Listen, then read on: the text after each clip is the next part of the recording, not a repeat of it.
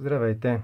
В това видео ще ви покажем частите за стъклоповдигачите на BMW X5E53, които се предлагат в фирма G-Parts. Като цяло X5-ицата се произвежда от 1998 до 2006 година и няма никаква промяна в стъклоповдигача.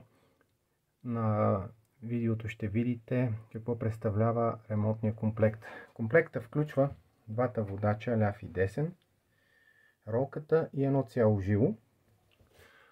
При X5-ицата най-честият проблем е чупене на задния водач, който в един момент от тежестта на стъклото поддава и стъклото спира да се движи нагоре и надолу, почва да дава проблеми.